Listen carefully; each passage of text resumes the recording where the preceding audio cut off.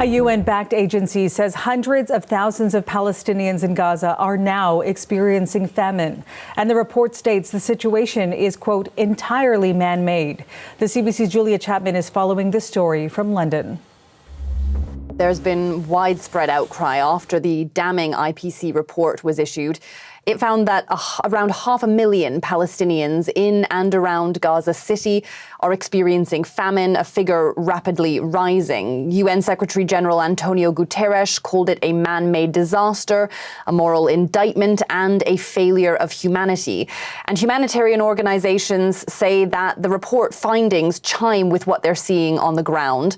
Dan Stewart is the head of news for Save the Children. He's been speaking to CBC News about the impact of hunger on Gaza's youngest residents. You would expect in a packed health clinic there to be children crying. You would expect it to be noisy, but it's almost silent because so many of the children coming in are too weak even to cry. Now, Israel has rejected the IPC report outright. A statement from its foreign ministry said there is no famine in Gaza. It called the report fabricated. Prime Minister Benjamin Netanyahu says the panel ignored recent developments, with Israel allowing more supplies in than it did before. But UN agencies say that danger often prevents the distribution of aid. And a few days ago, they issued a statement calling the flow of aid a trickle, saying it wasn't enough to alleviate starvation. Meanwhile, Julia, in Gaza today, there were more Israeli airstrikes. Do we have any details about what happened there? Not many, but there were explosions reported in both Deir al-Balah and Gaza City this morning. There's been no confirmation so far of any casualties. The Israeli government hasn't issued any statements yet, but we do know that the military is pressing ahead with its plan to occupy Gaza City, which it calls necessary to end the war and secure the release of hostages. Residents in Gaza City have been told to move to safer areas, but many are too weak to move. And humanitarian organizations say that the consequences of an operation like this could be devastating.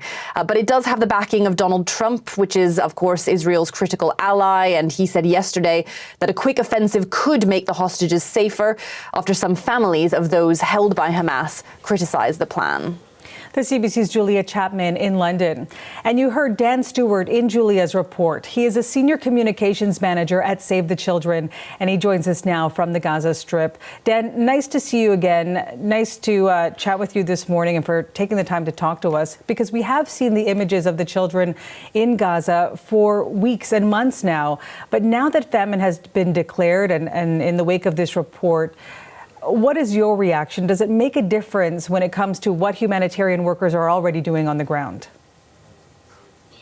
Well, yesterday's confirmation was really the inevitable consequence of weeks and months of Gaza's children being starved. You know, there's no world leader that didn't know that this was coming, that hasn't been warned again and again.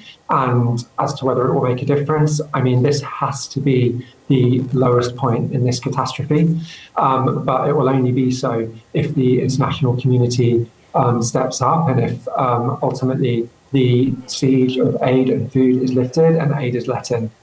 Will this make a difference when it comes to getting more humanitarian in through the borders? As of right now, we've heard officials there on the ground saying it's more of a trickle, humanitarian workers, that is. Could a declaration like this in this report change that? Well, that's exactly right. At the moment, it has been a trickle in the last couple of weeks when it really needs to be a flood. And of course, look, that's the hope. Now, in our nutrition clinics, what we're seeing is that well over half of the pregnant women and new mothers that are coming through our doors are malnourished. And, you know, when I said to our teams, aren't these figures shocking? They looked at me and they said, no one is shocked by this. Because when you've got mothers and children with nowhere near enough to eat and severe food shortages for weeks and months on end, and when you've got mothers who are putting their children first and making sure that if there is any food to go around, their children are the first to eat, you know, this is inevitable. And we, not so long ago, had a mother come into one of our clinics who hadn't eaten for 6 days.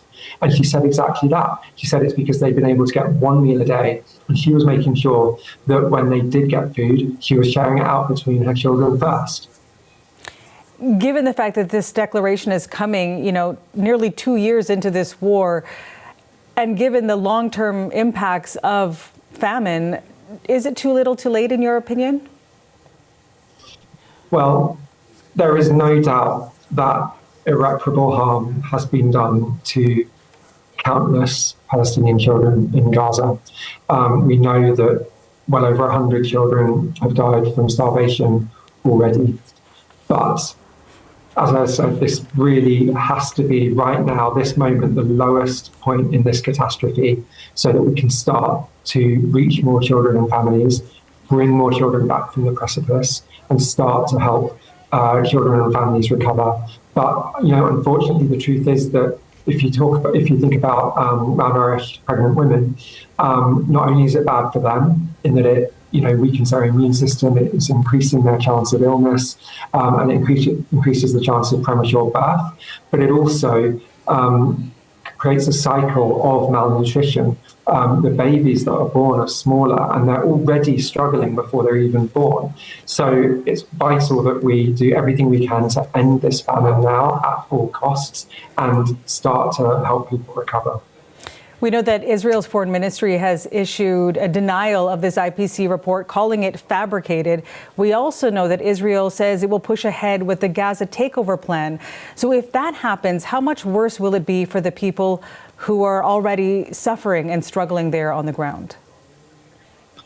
The military operation in the north, the massive forced displacement, which it looks like is coming, is going to have a horrific humanitarian impact. Where we are now in Deir, most of the spaces, the clearings, some of the roads, even the beaches are all covered in countless tents and makeshift shelters on patches of scorched earth.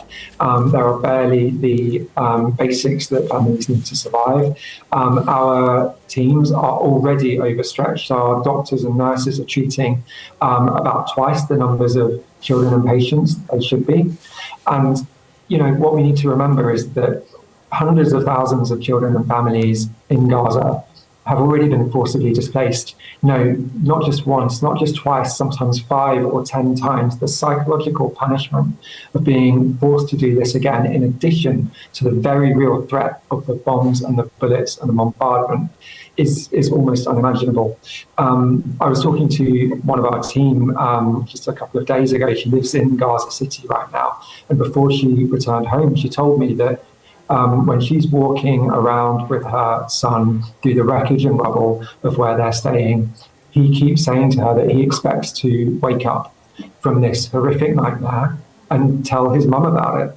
But as we know, this is the reality right now, and unfortunately that is the dream, and it will stay that way until there is a full and definitive ceasefire, until the siege is lifted, until aid is let in.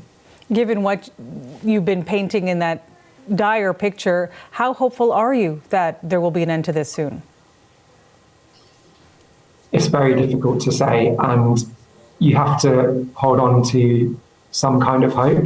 But I can tell you that among children and families, the sense of despair often is overwhelming, alongside the incredible strength it takes to keep making life and death decisions in order to, keep their children safe. And all we can ask is that the international community show that same strength to do everything they can to bring this catastrophe to an end.